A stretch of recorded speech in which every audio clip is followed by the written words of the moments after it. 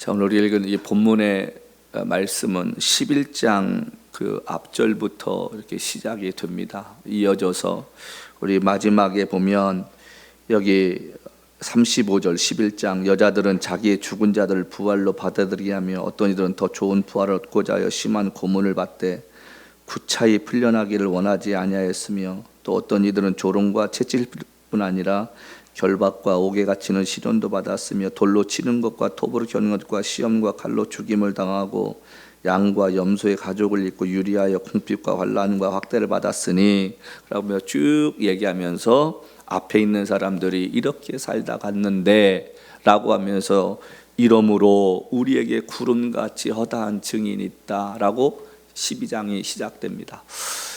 성경에서 유일하게 저자가 누군지 모르는 서신서가 바로 히브리서인데 일부에서는 바울이 쓰지 않았을까 이렇게 생각합니다. 그런데 제가 여기 이 말씀을 보면서요 35절 말씀이 참 은혜가 됐습니다. 심한 고문을 받되 구차히 풀려나기를 원하지 아니했다. 이 말씀 보면서 주기철 목사님이 생각이 났습니다. 그냥 신사참배 한번 한다고 하고 목 한번 숙이면 되는데 그분은 구차히 풀려날 생각을 하지 않고 순교의 길을 택했습니다. 일사각오라고 하는 유명한 말 있지 않습니까? 당신께서 주님 앞에 고백할 때 주님이 이러셨는데 내가 어떻게 주님을 배반합니까? 라고 시작하는 그 이야기인데 믿음의 사람들은 이런 모습으로 살았다는 거예요. 내가 여기서 죽으면 천국 가면 되지, 나를 부르신 예수님이 계시는데 내가 이 땅에 뭔 소망을 가지고 살까? 그리고 당신들은 끊임없이 하나님이 정말 기뻐하는 일이 뭔가를 생각하며 살았다는 것입니다. 근데 우리도 그렇게 살고 있습니까? 제가 늘 드리는 말씀이지만 그들이 섬겼던 주님, 우리가 섬기는 주님이 다른 분입니까? 똑같은 분인 거예요. 근데 우리는 어느 순간에 주님의 영광을 생각하기보다는 내 생각과 내 평안함과 내 안위를 생각하면서 내가 이렇게 살아야겠다고 스스로 타협을 하고 우리가 하나님 앞에 믿음을 지킨다고 고백을 합니다. 저는 오늘 부른 찬양 가운데 나는 주를 섬기는 것에 후회가 없다는 이 가사를 가만히 보면서요 지난 36년의 제 목회의 짧은 세월을 한번 돌이켜봤습니다. 나는 어떻게 살아왔을까? 그러면서 내 스스로가 고백할 수 있는 것, 저는 편안한 길 걷지 않았습니다. 한 번도 타협하려고 하는 생각 없었습니다. 앞으로도 마찬가지입니다. 제 인생이 어떻게 펼쳐지고 어떻게 하나님이 인도하시든 내가 끝까지 주님이 원하시는 길을 한번 따라가 보자는 그 마음 가지고 살아왔는데 나의 평생에 가장 복된 일은 내가 예수님을 만난 것이라. 이거는 두마디 하나도 여러분도 마찬가지고 저도 똑같은 고백일 줄로 믿습니다. 나의 평생에 가장 잘한 일은 내가 예수님을 주로 섬긴 것이라. 어르신 목사님이나 선배님들에게는 호라는 게 있습니다. 당신들이 살아가면서 누군가 이름 앞에 져주는 호가 있습니다. 그래서 누구는 뭐 이런 말 저런 말 쭉 있잖아요. 근데 저는 평생에 제가 이메일을 보내면서 제 이름 앞에 붙였던 게 뭐냐면 지금도 그렇습니다만은 제가 둘로스라는 그 이름을 붙습니다. 주님의 둘로스 오종민 목사. 제가 신학교 다닐 때 신학생 4명하고 제가 찬양팀을 만들었을 때가 둘로스였습니다. 그것이 졸업하고 제가 93년에 제가 다시 만들어서 지금까지 해오는데 그 둘로스라는 그 말은 우리말로 말하면 머슴이라는 뜻입니다. 영어로 말하면 슬레이브, 일본말로 말하면 시다바리 이런 뜻인 거예요. 그러니까 정말 종으로 한번 살고 싶었습니다. 그래서 내가 예수님 섬기는 것 한번 그렇게 살아봤으면 좋겠다. 지나온 삶을 돌이켜보면 가시밭 같은 길도 있었고 눈물의 골짜기도 있었습니다. 광야도 있었습니다. 그런데 한 번도 내가 주님 섬기는 것에 대한 후회 본 적 없습니다. 여기 찬양 가사처럼 나의 평생에 가장 잘한 것이 하나 있다면 내가 주님 앞에 그런 마음을 가지고 살아올 수 있었다는 것입니다. 세상 살 동안 내가 걷는 이 길이 때로는 험하여서 넘어질 때도 주의 강한 손이 나를 붙드시니 나는 예수님만 주로 섬기며 살리. 올 한 해 저와 여러분의 삶이 좀 그렇게 됐으면 좋겠습니다. 내가 가고 싶은 길이 아니라 주님이 보내시길 원하시고 주님이 원하시는 그 길, 때로는 그것이 눈물의 길이고 고통의 길이랄지라도 내가 주를 섬기는 것, 내 평생에 가장 잘한 것이라는 그 이야기 말이죠. 사람들에게는 다 꿈이 있습니다. 소망이 있습니다. 여러분들에게는 어떤 꿈이 있고 어떤 소망이 있습니까? 올 한 해를 보내면서 여러분의 마음에는 어떤 기도의 제목이 있습니까? 저는 제가 개척하는 순간부터 마지막 제가 목회 마치는 그날까지 제가 꼭 지키고 싶었던 그 일이 있었습니다. 제가 목사 안수 받던 날 제가 눈물을 흘리며 고백했던 기도의 그 제목이 지금도 제가 잊혀지지가 않습니다. 제가 평생의 마지막 목회 마칠 때 내가 꼭 내 자신에게 하고 싶었던 얘기는 사도행전 20장 32절부터입니다. 31절부터 그러므로 여러분이 일깨어 내가 3년이나 밤낮 쉬지 않고 눈물로 각 사람을 훈계하던 것을 기억하라. 지금 내가 여러분을 주와 그 및 은혜의 말씀에 부탁하니 그 말씀이 여러분을 능히 든든히 세우자 거룩하게 하심을 입은 모든 자에게 기업이 있게 하시라. 내가 아무의 은이나 금이나 의복을 탐하지 아니하였고 여러분이 아는 바와 같이 이 손으로 나와 내 동행들이 쓴 것을 충당하여 범사에 여러분에게 모범을 보여준 바와 같이 수고하여 약한 사람들을 돕고 또 주 예수께서 친히 말씀하신 바는 주는 것이 받는 것보다 복이 있다 하심을 기억하여야 할지니라. 제 평생의 고백이 무엇이냐면요, 내가 부끄럽지 않게 제가 맡겨준 양떼들 위해 최선을 다하자. 저희 아내 오른손이 첫 번째 손가락에 거의 굽어져가 있습니다. 지난 36년, 7년 목회하면서 부엌대기로서 칼질하다 보니까 어느 날 그 손가락이 굳어져 있더라고요. 저희 부부 37년을 그렇게 주님을 섬기며 살았습니다. 저희를 생각하지 않고. 그래서 여러분 죄송한 말씀인데 어느 날 새벽 기도하다가 제가 푸르 엄마한테 그런 얘기 했습니다.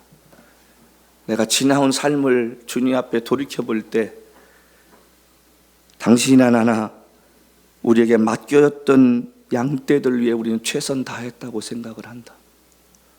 정말 그렇게 살았다고 고백합니다.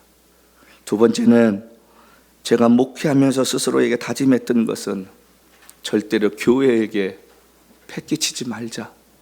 여기 있는 말씀처럼 내가 아무리 은이나 금이나 의복을 탐하지 않았고 여러분이 아는 바와 같이 이 손으로 나와 내 동행들을 쓰는 것을 충당했다. 전 제가 30년 넘게 목회하면서요, 사례비 1년 2개월인가 4개월 받은 게 전부였습니다. 그리고 한 번도 제가 제 아내에게 사례비 봉투 갖다 준 적 없습니다. 하나님께서 왜 그렇게 하셨는지 모르지만 그래도 내가 주님 앞에 부끄럽지 않게 돈 때문에 교회 문제 일으키지 말자. 그게 제 목회의 신념 중에 하나였습니다. 여러분, 이 바울이 지금 이야기하는 거는 자기 자신이 어떻게 하나님 앞에 살아왔는가, 그가 스스로 고백하는 부분 아닙니까? 에베소 장로들에게 왜 그렇게 할 수 있었을까? 저는 그 이유가 단 한 가지였습니다. 은혜가 무엇인가를 아는 사람은 주님 앞에 부끄럽지 않게 살려고 했습니다. 우리가 아는 대로 바울이 동료들과 함께 다메섹으로 가는데, 여러분 다른 사람들 같이 있었는데 왜 다른 사람들은 주님의 음성을 듣지 못하고 주님을 보지 못했을까요? 주님께서 그를 핀셋으로 딱 뽑듯이 그 가운데 그를 뽑으셔서 눈이 멀게 하시고 그와 말씀하시고 3일 동안 누워있게 하시다가 아나니아를 통해서 그를 낫게 하시면서 바울이 은혜가 무엇인가를 깨닫게 됩니다. 자기 같은 사람을 구원해 주신 그 은혜가 너무 감사하다는 것을 아는 순간부터 바울은 곁길로 가지 않았습니다. 다른 거짓 선지자처럼 살지 않았습니다. 오직 자기를 부르신 예수에 미쳐서 주님만을 기쁘시게 하려고 하는 그 삶을 살았다는 거예요. 올 한 해 저와 여러분들이 하나님의 그 은혜를 깨닫지 못하면 세상 사람과 똑같은 방식으로 생각할 것이고 세상 사람이 사는 방법대로 살지 모릅니다. 그러나 주님의 은혜를 생각하면 나 같은 사람을 뽑으셔서 주님의 일꾼 삼아주시고 그 일을 맡겨주신 것이 감사하다는 것을 깨달으면 다른 것이 보이지 않습니다. 그저 내가 주님이 원하시는 길을 가다 보면 주님께서 내 인생 책임져 주시겠지, 이런 믿음이 생기게 될 줄로 믿습니다. 올 한 해 우리의 삶이 좀 그랬으면 좋겠습니다. 여러분 생각해 보십시다. 지난 2000년 동안 기독교 역사를 살펴보면요, 환란이 있었을 때는 교회가 부흥이 됐습니다. 성도들의 신앙이 뜨거웠습니다. 순교하면서도 그들은 부끄럽지 않게 살았습니다. 근데 기독교가 국교화되고요, 신앙의 자유가 생겼을 때는 무슨 일이 벌어졌습니까? 기도하기보다는 교권주의가 생기기 시작했습니다. 그 다음에 교회 안에 신학이 생기고 나서부터는 뭐가 생겼습니까? 이젠 틀이 생겼습니다. 이렇게 하면 안 돼, 저렇게 하면 안 돼. 기쁨 가운데 예배드리 드는 것이 제약이 되기 시작됐습니다. 그리고 세 번째는 무슨 일이 벌어집니까? 교회가 변질되기 시작하고 타락하기 시작하고 정치에 손을 대기 시작했습니다. 믿음 생활의 긴장감이 사라지면 저와 여러분들의 믿음도 변질됩니다. 사명도 잃어버리고요, 나태해지고요, 타협하게 됩니다. 내 삶이 부유해지면 하나님의 일보다는 내 안위가 먼저 앞서게 돼요. 우리 삶에 고통이 없고 힘든 일이 없으면 기도 안 합니다. 기도해도요, 애절함이 없습니다. 정말 죽음 앞에서 살고자 하는 사람의 기도와 그저 조금 병이 있다고 기도하는 사람과의 기도의 깊이가 같겠습니까? 저와 여러분이 올 한 해 예수만 바라보면서 회복되어야 할 게 바로 그 간절함이요, 애절함이요, 내 생명을 이제까지 지켜주신 예수만을 붙잡고 살겠다는 그러한 철저한 우리의 간구함이 되어야 할 줄로 믿습니다. 시간이 흐르는데 누구 하나 우리 회복하자, 다시 한번 예수 바라보자, 주님 앞에 우리 나아가자, 그리고 금식하며 기도하자, 그런 사람 점점 사라져갑니다. 너무 고지식하게 믿지 말어. 너무 그렇게 강요하지 말라니까. 너무 그렇게 몰아붙이면 사람들 상처돼. 우리의 신앙이 그게 맞습니까? 아니요. 너희는 서로 돌아보아 사랑과 사랑을 정리하며 모이기를 피하는 어떤 사람들의 습관과 같이 하지 말고 그날이 가까움을 볼수록 더욱더 그리하자고 말합니다. 여러분 지금 세상 돌아가는 거 보십시오. 전쟁 나는 거 보십시오. 지진 나는 거 보십시오. 여러분 홍수 나는 거 보십시오. 우리가 깨달아야 할 것이 점점 우리 앞에 그 시간이 다가온다고 생각하면 여러분 우리가 평안하고 안전하게 예수 믿어야 되겠습니까? 우리의 마음만큼은 애절하고 간절하게 주님 내가 어떻게 살다 가야겠느냐고, 이 시대에 내가 어떻게 주를 섬겨야 되겠느냐고, 어떻게 내가 예수를 바라봐야겠느냐는 그러한 애절함이 회복되어야 되지 않겠느냐, 그런 말입니다. 예수님께서 죽으시고 난 후에 300년 동안은 사탄이요 끊임없이 예수 믿는 사람을 핍박했습니다. 그러다 보니까 이 사람들이 이 사탄이 무리가 생각할 때, 야 이상하지 않냐? 우리가 죽이고 매를 맞게 하고 다 하는데 고통을 주는데 왜 쟤들은 똘똘똘 뭉칠까? 그 회의를 했어요. 이거 우리가 뭔가 잘못되지 않았을까? 그래가지고 이제 사탄들이 회의를 하는데 우리 좀 정책을 바꿔보자. 그래서 저 부유하게 해주십시다. 우리 안전하게 하고 우리 핍박도 없게 하고 그냥 한번 잘 살게 해주십시다.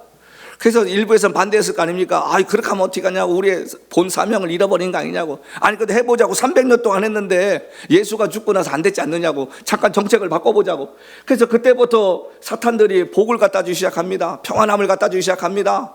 안전함도 갖다 주기 시작합니다. 종교적인 핍박도 없애주게 만들었습니다. 놀라운 일이 벌어졌습니다. 사람들이 타락하기 시작했고요, 서로 싸우기 시작하고요, 서로 물어뜯기 시작합니다. 교회는 나태해지고요, 기도하지 않습니다. 예배를 드려도 형식적이지 그들의 삶이 바뀌지 않는 거예요. 예배 백날 드려야 뭐합니까?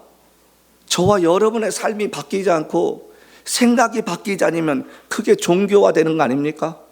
한 번의 예배가 우리 인생을 바꿀 수 있습니다. 한 번의 예배가 저와 여러분의 생각을 바꿔놔야 할 줄로 믿습니다. 한 번의 예배가 우리의 바라봄의 대상이 달라져야 되고, 우리가 이 세상에 살지만 주님 기뻐하시는 일이 무엇인가를 찾아 헤매려고 하는 그러한 믿음의 사람들로 바뀌게 만드는 예배가 되어야 할 줄로 믿습니다. 근데 없어졌어요. 고통이 없다 보니까, 힘들다 보니까, 힘들지 않다 보니까 주님을 찾는 것도 별로고요, 내 생각이 옳고 내가 바라는 것을 하고 싶은 게 더 커져갔습니다. 그때부터 교회는 타락하기 시작했고, 믿는 자들은 기도하지 않고 믿음에 대한 고민, 심판에 대한 두려움 사라졌습니다. 오늘 저와 여러분이 행하고 있는 일들에 대한 심판이 있다고 믿으면 이렇게 살지 않겠지요. 저도 마찬가지고, 우리가 죽는 날까지 끊임없이 나 자신과 싸워야 하고, 세상에 안주하지 않고 주님 만나는 그날을 기억하며 그분이 원하시는 것이 무엇인가를 생각하며 사는 우리가 되어야 되지 않겠느냐 하는 이야기입니다. 오늘 11장 39절부터 40절 말씀이 바로 믿음의 사람들이 그렇게 살았는데, 1절부터, 오늘 12장 1절부터, 그러므로 우리에게 구름같이 허다한 증인이 있다. 모든 무거운 것과 얽매기 쉬운 죄를 벗어버리고 인내로서 우리 앞에 당한 경주를 하자는 거예요. 바울이 쓴 서신서에 보면 이 군인에 대한 묘사, 경기에 대한 묘사를 자주 하는데, 왜냐하면 그 당시에는 원형 경기장에서 경기도 많이 했고 또 싸움도 많이 했기 때문에 그걸 빗대어서 말합니다. 여기 우리가 생각 11절 말씀 보면요, 우리가 여기 우리 하나님 말씀, 이렇게 12장 말씀 보면서 여기 우리 한번 생각해 보는 것은, 여기 뭐라고 합니까? 모든 무거운 것과 얽매기 쉬운 죄를 벗어버리고 인내함으로 우리에게 뭐라고 그래요? 경주를 하자는 것입니다. 인내함으로 경주를 하자.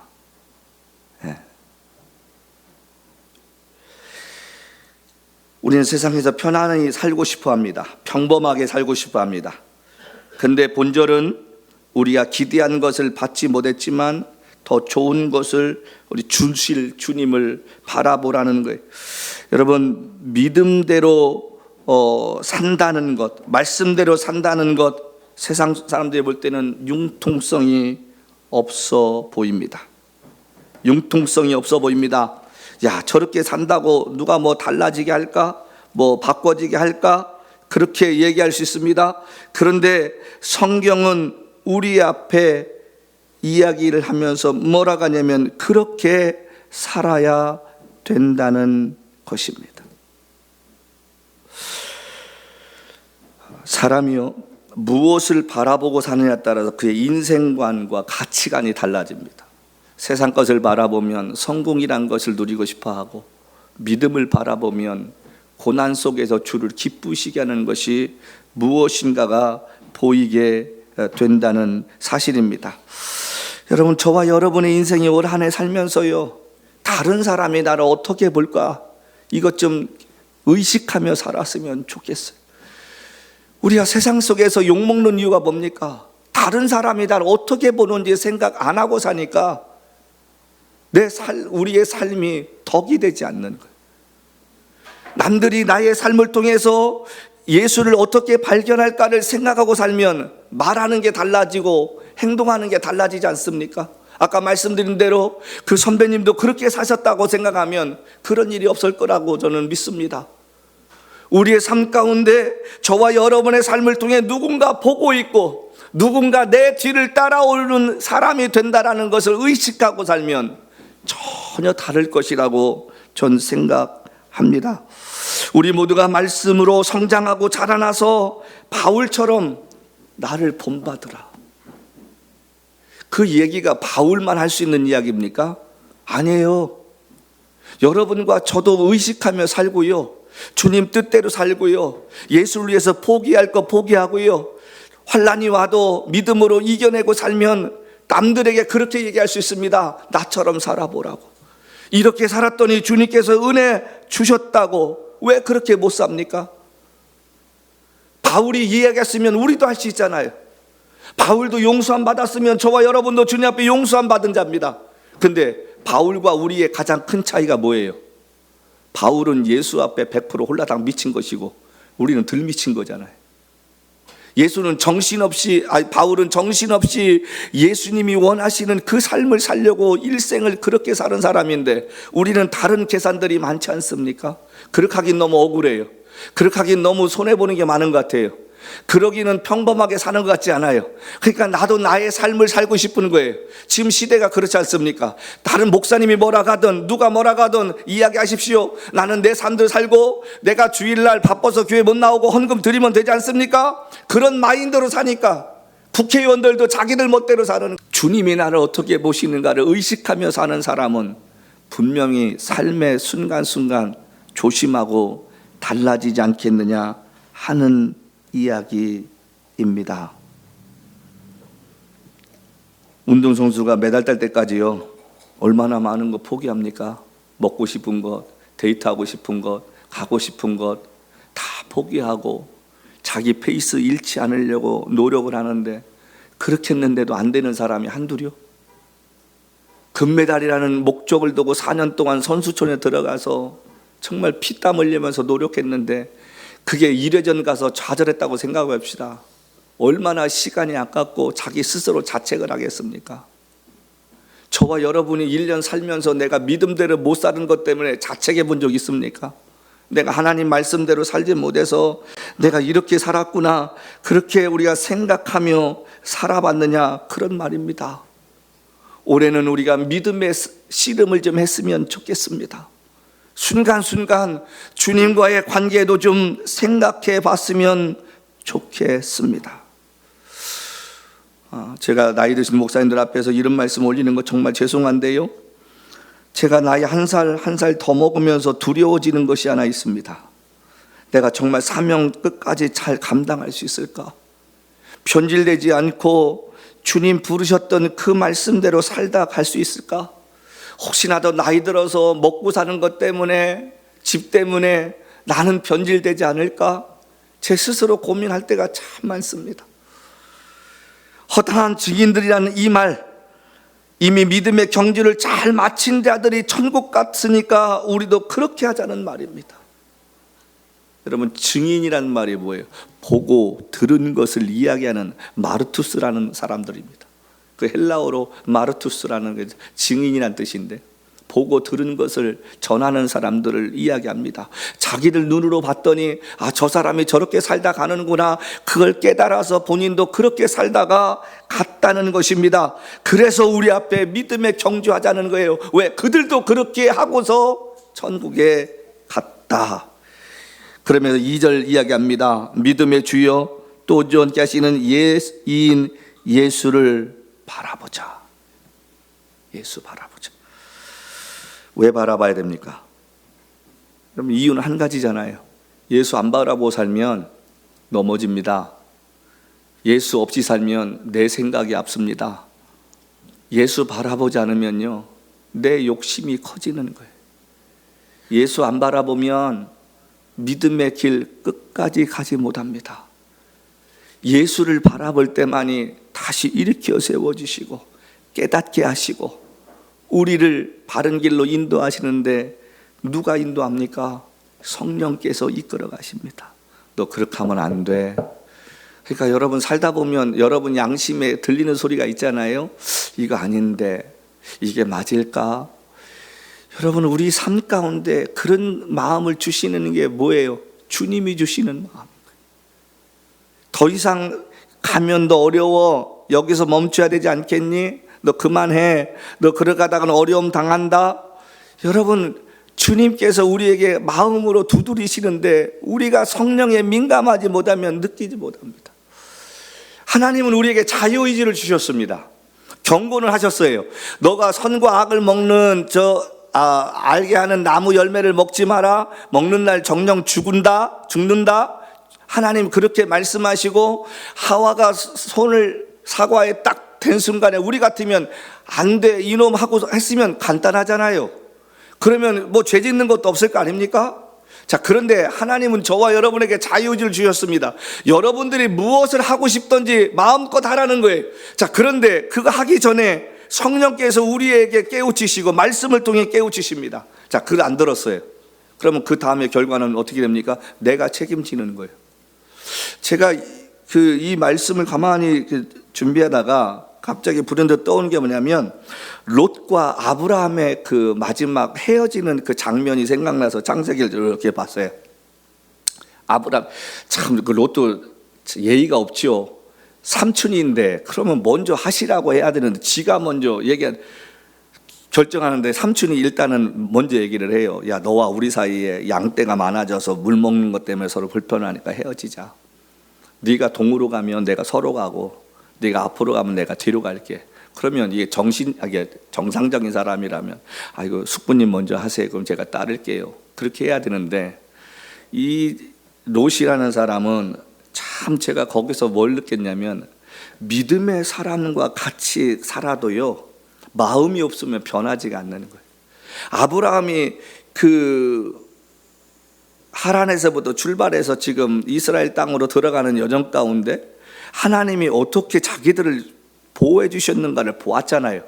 자, 그러면서 아브라함은 하나님에 대한 신뢰가 커져가는데 롯은 절대로 그런 마음이 없었습니다.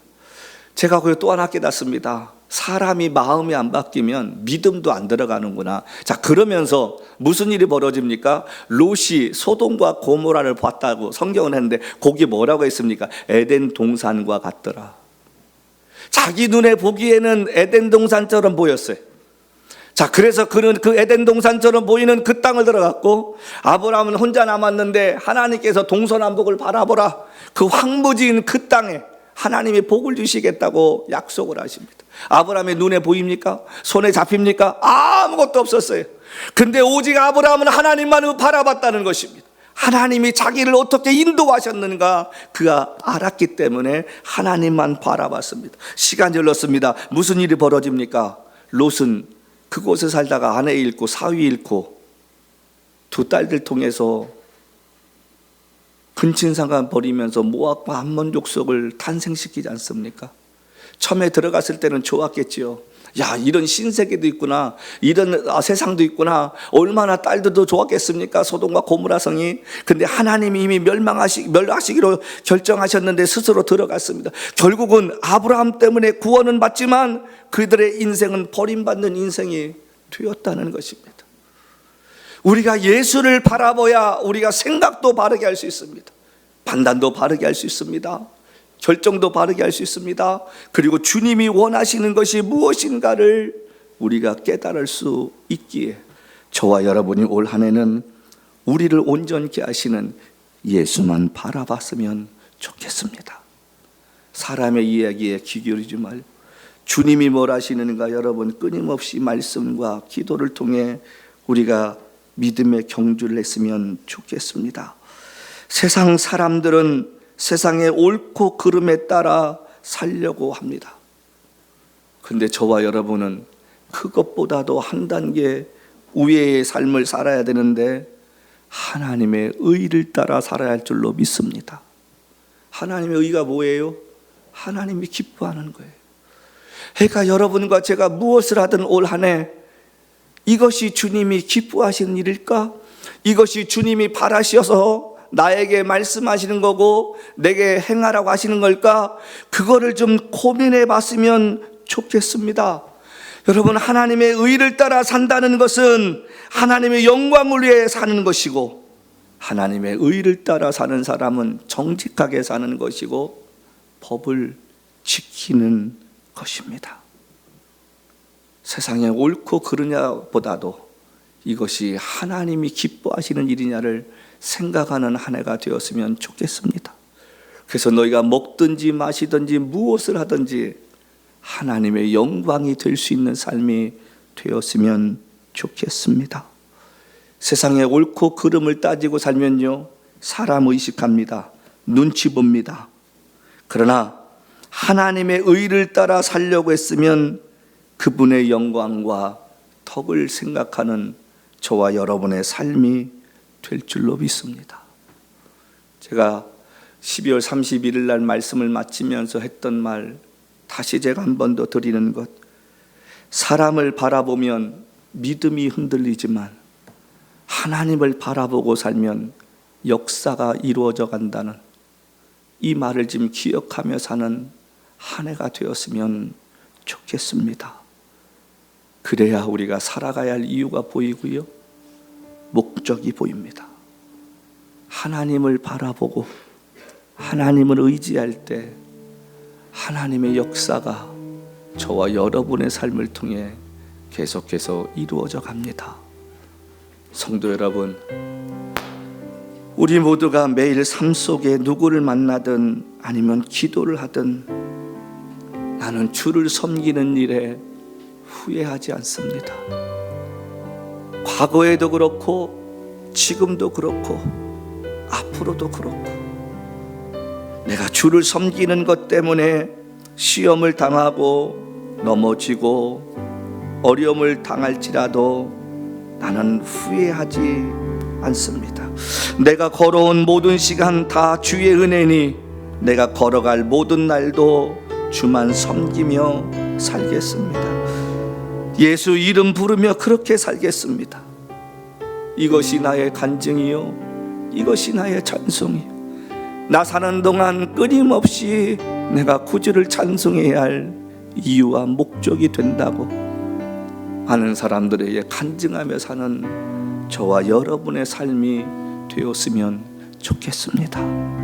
사람들이 기억해 주지 않고 세상이 우리를 기억해 주지 않아도 주님 앞에 서는 날 이런 마음 때문에, 이런 삶 때문에 주실 상급 받는 복된 삶이 되시기를 주님의 이름으로 간절히